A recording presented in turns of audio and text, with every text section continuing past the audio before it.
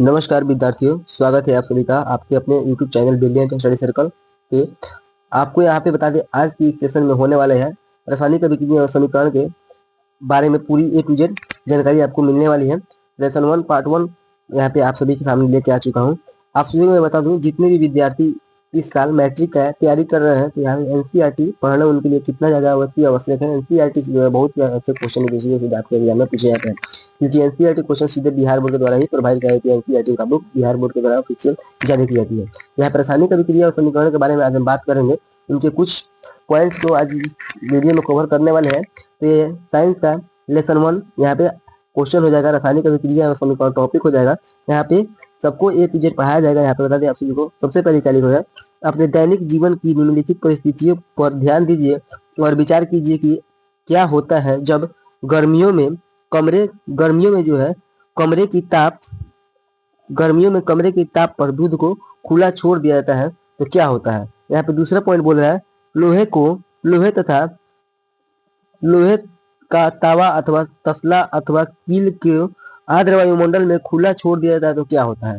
इस सभी के बारे में आगे आपको वीडियो में विस्तार रूप से बताया जाएगा। अंगूर का किण्वन हो जाता है, क्यों होता है। भोजन पकाया जाता है, किस प्रकार पकाया जाता है। उपचयन या अपचयन किस प्रकार पकाया जाता है। हमारा शरीर भोजन को पचा लेता है। इन सभी को बारे में आपको जो है आगे इस वीडियो में आज की इस वीडियो में आप सभी को बताने वाला हूँ। चलिए आगे बात लेते हैं, आगे बात करते हैं। यहाँ क्या बोल रहा है, हम सांस लेते हैं कैसे लेते हैं, इन सभी के बारे में आपको आगे विस्तार रूप से बताया जाएगा। आगे बोल रहा है, इन सभी परिस्थितियों में प्रारंभिक वस्तु की प्राकृतिक पहचान तथा कुछ न कुछ बदल जाती है। पदार्थ के भौतिक एवं रासायनिक परिवर्तनों के बारे में हम पिछले कक्षाओं में पढ़ चुके हैं। जब कोई रासायनिक परिवर्तन होता है तब हम कह सकते हैं कि रासायनिक अभिक्रिया हुई है। आप शायद सोच रहे होंगे कि रासायनिक अभिक्रिया का वास्तविक अर्थ क्या है, हम कैसे जान सकते हैं कि कोई रासायनिक अभिक्रिया हुई है। इन प्रश्नों के उत्तर पाने के लिए आइए हम कुछ क्रियाकलाप करते हैं। यहाँ पे क्रियाकलाप 1.1 दिया हुआ है। यहाँ पे आपको क्रियाकलाप के बारे में आपको समझा देते हैं। सावधानियां यहाँ पे क्या बरतनी है, इस क्रियाकलाप में शिक्षक ने सहयोग की आवश्यकता है। सुरक्षा के लिए छात्र आंखों पर चश्मा पहन ले तो उचित होगा। लगभग 3 से 4 सेंटीमीटर लंबे मैग्नीशियम रिबन को रेगमाल से रगड़कर साफ कर लीजिए। इसे चिमटे से पकड़कर स्पिरिटी लैब या बर्नर में इसका दहन करिए तथा इसमें बड़ी राख को वाच ग्लास में इकट्ठा कर लीजिए, जैसे कि चित्र 1.1 में यहाँ पे दिखाया गया है। मैग्नीशियम रिबन का दहन करते समय इसे अपनी आंखों से यथासंभव दूर रखिए। कि आपको अपने क्यों परीक्षण किया, यहाँ पे आपको बता दें, यहाँ पे दिया गया है मैग्नीशियम रिबन इसे कहा जाता है, चिमटा से पकड़ा गया है, और ये हो गया बर्नर। और यहाँ पे आपको बता दिया है वाच ग्लास मैग्नीशियम ऑक्साइड इसको कहा जाता है। यहाँ पे क्या दिया है, मैग्नीशियम रिबन के वायु में दहन मैग्नीशियम ऑक्साइड के वाच ग्लास में इकट्ठा किया जा रहा है यहाँ पे 1.1 द्वारा। यहाँ पे आगे आपको बताया जा रहा है, आपने क्या देखा, आपने देखा होगा कि चमकदार श्वेत लौह के साथ मैग्नीशियम रिबन का दहन होता है और यह श्वेत चूर्ण में परिवर्तन हो जाता है। यह मैग्नीशियम ऑक्साइड का चूर्ण है। वायु में उपस्थित ऑक्सीजन तथा मैग्नीशियम के वायु के बीच होने वाली अभिक्रिया के कारण यह बनता है। यहाँ पे क्रियाकलाप 1.2 क्रियाकलाप 1.3 आप खुद से देख के यहाँ पे कर सकते हैं। इसको जो है आप खुद से कर लीजिएगा। यहाँ पे क्रियाकलाप 1.1 और 1.2 करने के बाद ये सब जो है ऊपर दिएगा, ये सब मिलेगा, ये बल्ब वगैरह का यहाँ पे अभिक्रिया होगा। यहाँ पे बता दें, आपको दिया हुआ है 1.1 रासायनिक समीकरण। क्रियाकलाप 1.1 का विवरण, जब ऑक्सीजन की उपस्थिति में मैग्नीशियम रिबन का दहन होता है तब मैग्नीशियम ऑक्साइड में परिवर्तित हो जाता है। वाक्य के रूप में किसी रासायनिक अभिक्रिया का विवरण बहुत लंबा हो जाता है। इसे संक्षिप्त रूप में भी लिखा जा सकता है। इसे शब्द समीकरण के रूप में भी लिखना सबसे सरलतम विधि है। ऊपर दी गई अभिक्रिया का शब्द समीकरण इस प्रकार होगा, मैग्नीशियम प्लस ऑक्साइड। यहाँ पे मैग्नीशियम प्लस ऑक्साइड इक्वेशन यहाँ पे क्या बनाएगा, मैग्नीशियम ऑक्साइड बनाया जा रहा है। यहाँ पे ये मैग्नीशियम प्लस, यहाँ पे अभिक्रिया 1.1 बता रहा है कि मैग्नीशियम जो है, मैग्नीशियम तथा ऑक्सीजन ऐसे पदार्थ हैं जिसमें रासायनिक परिवर्तन होता है, इन्हें अभिकारक कहते हैं। इस अभिक्रिया से नए पदार्थ मैग्नीशियम ऑक्साइड का निर्माण होता है, उसे उत्पाद कहते हैं। चलिए आगे और देखा जाए, आगे क्या बोल रहा है, शब्द समीकरण में अभिकारकों के उत्पाद में परिवर्तन को उनके मध्य एक तीर का निशान लगाकर दर्शाया जाता है। अभिकारकों के बीच प्लस योग प्लस का चिन्ह लगाकर उन्हें बाईं ओर LHS लिखा जाता है। इसी प्रकार उत्पादकों के बीच भी योग प्लस चिन्ह लगाकर उन्हें दाईं ओर RHS लिखा जाता है। तीर का सिरा उत्पाद की ओर होता है तथा यह अभिक्रिया होने की दिशा को दर्शाता है। रासायनिक समीकरण लिखना 1.1.1 यहाँ पे क्या बोल रहा है? रासायनिक समीकरण लिखना यानी कि ये दर्शा रहा है यहाँ पे क्या रासायनिक समीकरण के निरूपण की इसमें संक्षिप्त विधि है। शब्दों की जगह रासायनिक सूत्र का उपयोग करने के रासायनिक समीकरण को अधिक संक्षिप्त तथा उपयोगी बनाया जा सकता है। रासायनिक समीकरण किसी रासायनिक अभिक्रिया को दर्शाता है। यदि आप मैग्नीशियम ऑक्सीजन तथा मैग्नीशियम ऑक्साइड के सूत्र को स्मरण करें तो उपरोक्त शब्द समीकरण इस प्रकार लिखा जा सकता है। मैग्नीशियम को Mg plus O2 equation MgO लिखा जा सकता है। यहाँ पे ये 1.2 हो गया। चलिए आगे बात करते हैं। क्या दिया हुआ है? तीर का निशान। तीर के निशान जो है यहाँ पे इसको थोड़ा सा बड़ा कर लेते हैं। तीर का निशान यहाँ पे दिया हुआ है। तीर के निशान के बाईं ओर दाईं ओर के तत्वों के परमाणुओं की संख्या की गिनती कर उनकी तुलना करें। क्या दोनों ओर तत्वों के परमाणुओं की संख्या समान है? यदि है तो समीकरण संतुलित है, यदि नहीं है तो समीकरण असंतुलित है। क्योंकि समीकरण के दोनों ओर का द्रव्यमान बराबर नहीं है। किसी अभिक्रिया का ऐसा रासायनिक समीकरण ढांचा रासायनिक समीकरण कहलाता है। इस प्रकार की समीकरण 1.2 मैग्नीशियम वायु में जलने की ढांचा का समीकरण है। 1.2 यहाँ पे दिया गया है। 1.2 इसी को कहा जाएगा यहाँ पे जिसके सामने ये दिया होगा। चलिए आगे देखा जाता है क्या बोल रहा है। संतुलित रासायनिक समीकरण का महत्व क्या होता है? आपको द्रव्यमान के संरक्षण का नियम स्मरण होगा जिसका आपने 9वीं कक्षा में अध्ययन किया था। आपको हम मालूम है, आपको जो है खत्म दिमाग से डिलीट हो गया होगा। किसी भी रासायनिक अभिक्रिया में द्रव्यमान का न तो निर्माण होता है और न ही विनाश होता है। अर्थात किसी भी रासायनिक अभिक्रिया के उत्पादित तत्वों का कुल द्रव्यमान अभिक्रिया के तत्वों के कुल द्रव्यमान के जो है बराबर होता है। दूसरे शब्दों में क्या बोल रहा है? रासायनिक अभिक्रिया के पहले एवं उसके पश्चात प्रत्येक तत्वों के परमाणुओं की संख्या समान रहती है। इसीलिए हमें कंकाली समीकरणों का संतुलन करना आवश्यक होता है। क्या रासायनिक समीकरण 1.2 संतुलित है? आइए हम इसे रासायनिक समीकरण को जब रासायनिक समीकरण संतुलित करना सीखते हैं। चलिए आगे चरणबद्ध संतुलित करना सीखें। 1.2 यहाँ पे आपको यहाँ ऊपर देखने को मिलेगा 1.2 Mg plus O2 equation MgO को संतुलित करना सीखना है। यहाँ पे दूसरे शब्द में क्या है? 1.2 को चरणबद्ध तरीके से संतुलित करना सीखे। क्रियाकलाप 1.3 शब्द समीकरण इस प्रकार दर्शाया गया है। जिंक प्लस सल्फ्यूरिक अम्ल equation zinc sulphate plus hydrogen.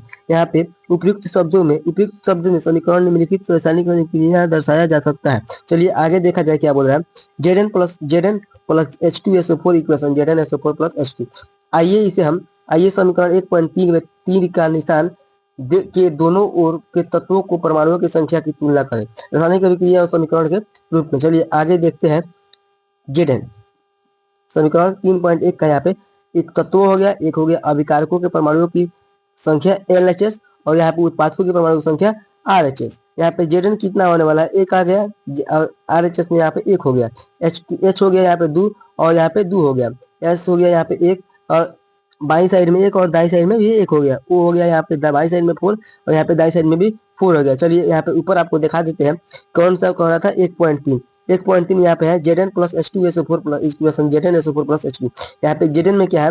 1 है बाई तरफ, तीर के बाई तरफ Zn में बाई तरफ 1 है और यहाँ पे Zn का उत्पादकों की परमाणु संख्या बाई तरफ में 1 है और Zn की उत्पादकों की परमाणु संख्या यहाँ पे Zn के पास भी यहाँ पे भी 1 है, यहाँ पे भी 1 है, यहाँ पे भी 1 है। दोनों का यहाँ पे बाई तरफ 1-1 हो गया।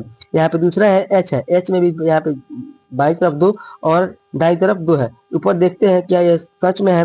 यहाँ पे H2 में यहाँ पे 2 है बाई तरफ, दाई तरफ तीर के बाई तरफ H2 में भी 2 है, यहाँ पे H2 यहाँ पे भी 2 है। तो यहाँ पे चलिए ये बात भी सही हो गया।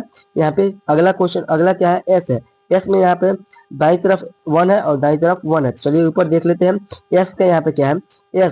S में बाई तरफ 1 है और दाई तरफ भी 1 है। चलिए अगले क्या है? अगला O4 है। O में 4 है, इधर भी वो 4 है।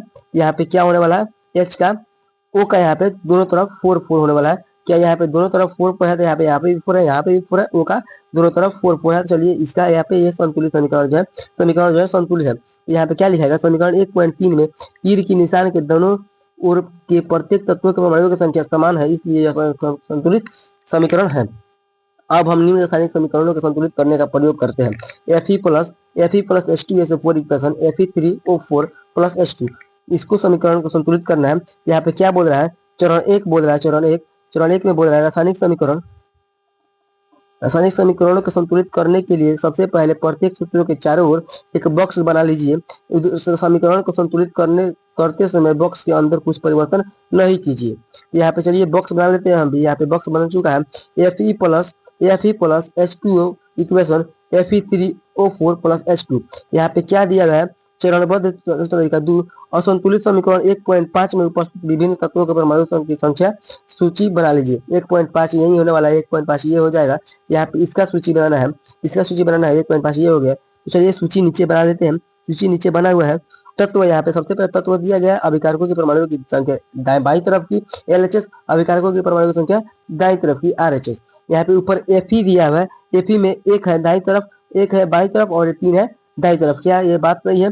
Fe में एक है दाई तरफ, यहाँ पे एक ही है, कुछ नहीं तो एक है। Fe में 3 है दाई तरफ, यहाँ पे तिरके, तो ये बात सही है। यहाँ पे H बोल रहा है, H में बाई तरफ 2 है, H में बोल रहा है बाई तरफ 2 है और यहाँ पे दाई तरफ भी 2 है। तो यहाँ पे H2 में बाई तरफ भी 2 है और यहाँ पे दाई तरफ भी H2 में 2 है। चलिए ये तो बात सही है। चलिए आगे देखते हैं। ओ क्या बोल रहा है, ये हो गया ओ में दाई तरफ 1 और बाई तरफ भी 4। तो ओ में यहाँ बना दे, ओ में बाई तरफ भी 1 और दाई तरफ में O4 4 है। चलिए ये बात सही हो गई। यहाँ पे दाई में O4 और यहाँ पर O1। चलिए ये बात सही है, ये भी समीकरण यहाँ संतुलित है। यहाँ पे क्या जाएगा, क्योंकि चरण 3 सुविधा के लिए सबसे अधिक परमाणु वाले यौगिकों को पहले संतुलित कीजिए, चाहे वह अभिकारक हो या उत्पादक हो। उस यौगिक में सबसे अधिक परमाणु वाले तत्वों के चुनिए। इस आधार पर हम Fe3O4 और उसके ऑक्सीजन तत्वों को चुनते हैं। दाईं ओर ऑक्सीजन के 4 परमाणु हैं जबकि बाईं ओर केवल 1 है। और ऑक्सीजन परमाणुओं को संतुलित करने के लिए सबसे पहले आपको बता दें, ऑक्सीजन के परमाणु और अभिकारक में उत्पादन में सबसे पहले प्रारंभ में और दूसरे में संतुलित करने के लिए यहाँ पे 1 इंटू H2SO4 और यहाँ पे 1 इंटू 4 कर दिया जाएगा। यहाँ पे उत्पादन में 4 इंटू Fe3O4 में यहाँ पे 4 कर दिया जाएगा। यहाँ पे याद रखना कि आवश्यक है कि परमाणुओं की संख्या को बराबर करने के लिए हम अभिक्रिया में शामिल तत्वों को तथा यौगिक के सूत्रों को नहीं बदल सकते, जैसे कि ऑक्सीजन के परमाणुओं को नहीं बदला जाता है। चलिए संतुलित करने के लिए हम 4 गुणांक लगाकर 4H2O लिख सकते हैं, लेकिन H2O के या H2O होल ट्वाइस 4 नहीं। आंशिक रूप से संतुलित रासायनिक समीकरण इस प्रकार होगा, Fe+4H2O equation Fe3O4 plus H2O। आंशिक रूप से संतुलित समीकरण 1.6 यहाँ पे होने वाला है। यहाँ पे चरण 4 क्या बोल रहा है, Fe+H परमाणु अब संतुलित नहीं है, इसमें किसी एक तत्व को चुनकर आगे बढ़ते हैं। अब हम आंशिक रूप से संतुलित समीकरण का हाइड्रोजन परमाणु को संतुलित करते हैं। हाइड्रोजन परमाणु को बराबर करने के लिए दाईं ओर हाइड्रोजन अणु की संख्या को 4 कर देते हैं। चलिए आगे हम करके देखते हैं। 4 करना पड़ता है, यहाँ पे कुछ ना कुछ करके यहाँ पे संतुलित किया जाता है। हाइड्रोजन की परमाणु की संख्या यहाँ पे प्रारंभ में क्या है, 8 इंटू 4H2O में 8 से संतुलित करने के लिए 8 से गुना किया जाएगा। यहाँ पे H2O में 2 या 4 से गुना किया जाएगा। चलिए आगे हम करके देखते हैं। करने पर क्या बना है, यहाँ पे समीकरण अभी इस प्रकार होगा, गुना करने के बाद Fe+4H2O equation 4Fe3O4 plus 4H2 यहाँ पे इस प्रकार आंशिक रूप से संतुलित समीकरण इस प्रकार होने वाला है। 1.7 यहाँ पे 1.6 का संतुलित समीकरण हो गया। चरण 5 में बोल रहा है, ऊपर दिए गए समीकरण की जांच कीजिए तथा तीसरा तत्व चुन लीजिए जो अब तक असंतुलित है। आप पाएंगे कि केवल लोहे का एक तत्व है जिसमें संतुलित करना शेष है। तो यहाँ पे क्या होने वाला है, लोहे आयरन से परमाणु और अभिकारकों में उत्पादों में प्रारंभ में क्या करेंगे, Fe है, यहाँ पे Fe3O4 है, तो यहाँ पे इसमें 3 से गुना कर देंगे, यहाँ पे इसमें 1 से गुना कर देंगे संतुलित करने के लिए। ये भी हो जाएगा। यहाँ पे इसका भी Fe3 को संतुलित करने के लिए हम बाई और हम Fe में 3 परमाणु लेते हैं। तो क्वेश्चन यहाँ पे सोल्यूशन, यहाँ पे समीकरण 3Fe+4H2O plus equation Fe3O4 plus 4H2 यहाँ पे 1.1 समीकरण यहाँ पे संतुलित हो जाती है। चलिए अगले क्वेश्चन चरण 6 देखते हैं। अंत में इस संतुलित समीकरण की जांच के लिए हम समीकरण में दोनों ओर तत्वों को परमाणुओं की संख्या की परिकलन करते हैं। 3Fe+4H2 equation 4Fe3O4 plus 4H2 1.9 समीकरण संतुलित है। इसकी नहीं है, यहाँ पे 1.9 समीकरण को दोनों के तत्वों को 1.9 में दोनों ओर के तत्वों के परमाणुओं की संख्या बराबर है, अतः यह समीकरण अब संतुलित है। यहाँ पे रासायनिक समीकरण को संतुलित करने की इस विधि को हिट एवं ट्रायल विधि कहते हैं, क्योंकि सबसे छोटी पूर्णांक संख्या के गुणांक का उपयोग करके समीकरण को संतुलित करने का प्रयत्न करते हैं। रासायनिक अभिक्रिया समीकरण यहाँ पे क्या है, यहाँ पे टॉपिक है, क्वेश्चन का टॉपिक है।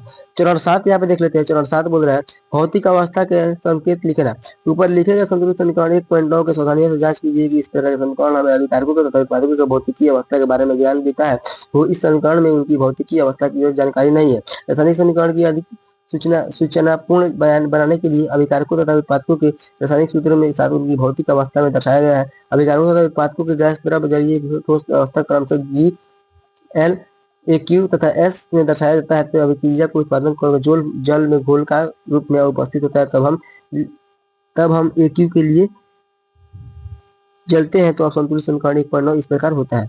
लिखते हैं संतुलित समीकरण इस प्रकार होता है 3FeS plus 4H2O gas plus Fe3O4 यहाँ पे S हो जाएगा, यहाँ पे प्लस 4H2 गैस हो जाएगा। 1.10 यहाँ पे ये समीकरण हो गया। यहाँ पे ध्यान दीजिए समीकरण 1.10 में H2O को के साथ गैस का G का चिन्ह लगाया गया है, उपयोग किया गया है। यह दर्शाता है कि अभिक्रिया जल का उपयोग भाप में रूप में किया जा रहा है। प्रायः यह रासायनिक समीकरण के भौतिकीय अवस्था में शामिल नहीं है किया जा सकता, तब तक यह कोई आवश्यक नहीं है।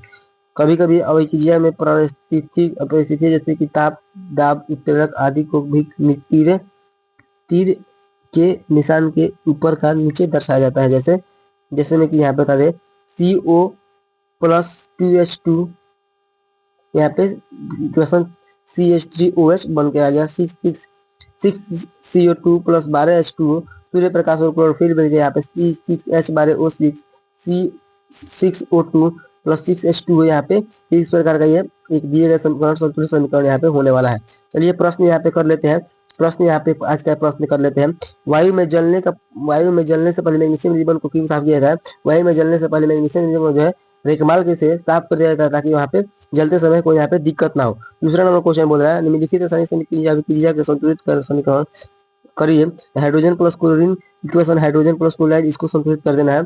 यहाँ पे आपको ये होमवर्क में दिया गया है, आप जो है होमवर्क करके यहाँ पे आप कल बताइएगा कि आपका क्या क्या कौन कौन सही है कौन कौन सही नहीं हुआ। अब दूसरा नंबर है बोडियम क्लोराइड और एल्यूमिनियम सल्फेट बराबर बोलियम सल्फेट और एल्यूमिनियम क्लोराइड, इसको भी संतुलित कर लीजिएगा। यहाँ पे तीसरा नंबर क्या होने वाला है सोडियम प्लस जल को इक्वेशन करके सोडियम हाइड्रोक्साइड प्लस हाइड्रोजन, इसको भी आप संतुलित कर लीजिएगा। तीसरा नंबर क्वेश्चन निम्नलिखित अभिक्रियाओं के लिए निम्नलिखित अवस्थाओं में संकेतों तथा संतुलित समीकरण लिखिए। तो यहाँ पे इसका जो है जल में बेरियम क्लोराइड तथा सोडियम सल्फेट में बेरियम अभिक्रिया को सोडियम सल्फेट का बेरियम तथा अघुलनशील बर्फ सल्फेट का अवक्षेप बनाइए।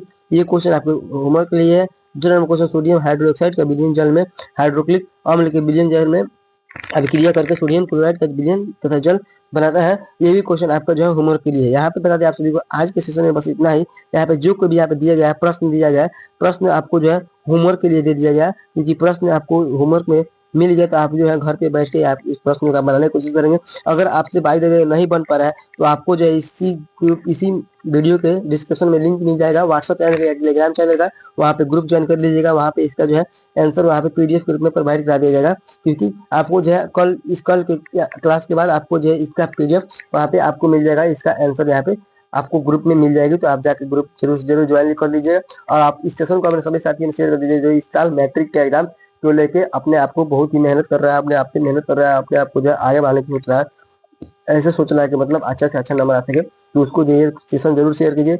अपने सभी साथियों में जो है एक बार बोल लीजिए कि चैनल को सब्सक्राइब कर लिया जाए, और ताकि ये चैनल बहुत ही बढ़िया है। अगर आपको अच्छा लगे तो ऐसे में मेरी तरफ से कोई दबाव नहीं है। अगर आपको भी ये वीडियो अच्छा लगा है तो लाइक कर लीजिएगा और अपने सभी साथियों में शेयर कर दीजिएगा, चारों तरफ शेयर कर दीजिए। सभी एजुकेशनल ग्रुप में आपको जो है इस सेशन को शेयर कर देना है, ताकि यहाँ पे सभी को जो है इसका लाभ मिल सके। और यहाँ पे इस सब का सोल्यूशन आपको करके कल फिर से कल ज्वाइन कीजिएगा हमारे इसी चैनल पे। इसी चैनल को ज्वाइन करने के लिए सबसे पहले आप इस चैनल को सब्सक्राइब करके बेल आइकन जरूर दबा लीजिए, ताकि आपके पास कल का वीडियो को नोटिफिकेशन सबसे पहले आप तक पहुंच सके। तो चलिए चलते हैं, तब तक के लिए आपको मिलते हैं नेक्स्ट वीडियो में। तब तक के लिए जय हिंद, जय भारत। पढ़ते रहिए, आगे बढ़ते रहिए।